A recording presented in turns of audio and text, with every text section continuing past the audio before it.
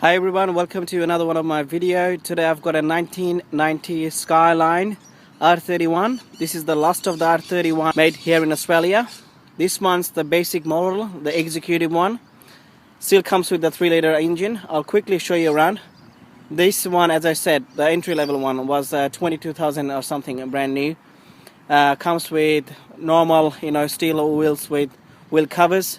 No power windows, no power mirror, everything's manual. Doesn't even have cruise control. That has optional air conditioning, which is fitted with this car.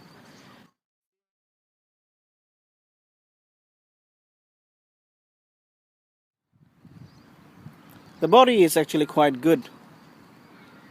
I think this car came with entry corrosion treatment. So that's the car outside. Quickly show you the rear seat and the front seats.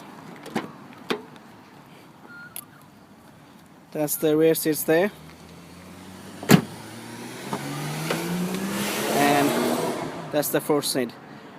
This is the engine bay.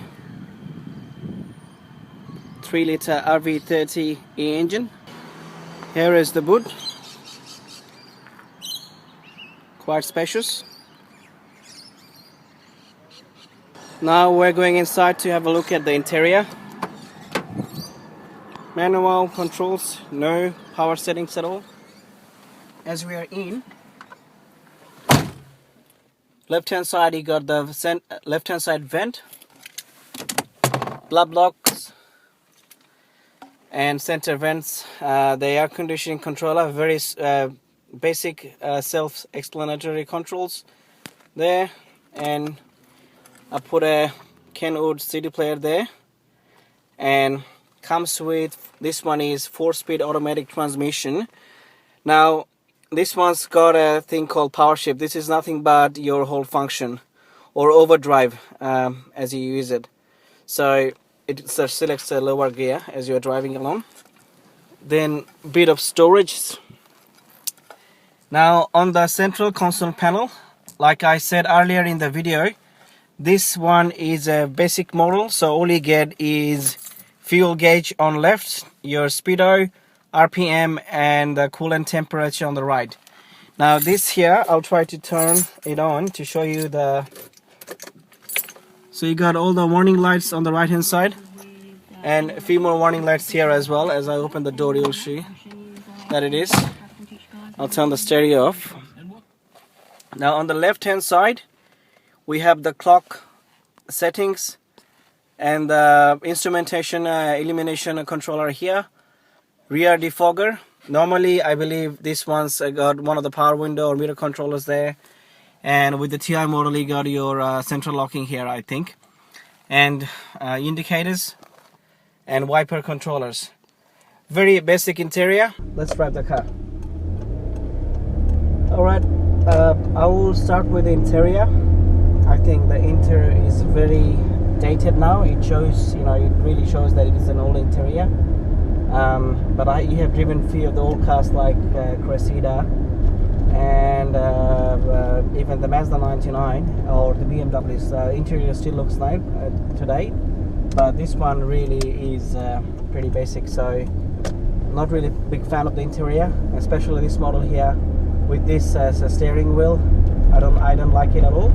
But I think with the TI badge or the GAC badge, you get a better steering wheel, sports steering wheel. And plus those trim level comes with the power windows, power mirrors, central locking, cruise control, and 4-speaker stereo. This particular one came with actually 2-speaker radio player, cassette radio player. Well, it had the air conditioning installed, which is good. Now, if I talk about the transmission, it's actually not bad. It's quite good for an automatic, and it's quite responsive, given that you're willing to put the foot down. Just to give you a demonstration. So there you have it. The engine is fantastic, I must say. It's this particular version makes 114 kilowatts of power at 5,200 RPM, and the torque is actually 247 Newton meter at 3,600 RPM. So anytime you're driving over, 2,700 RPM. You got lots of power. You can overtake people with confidence. No problem at all. In terms of suspensions, they're quite comfortable.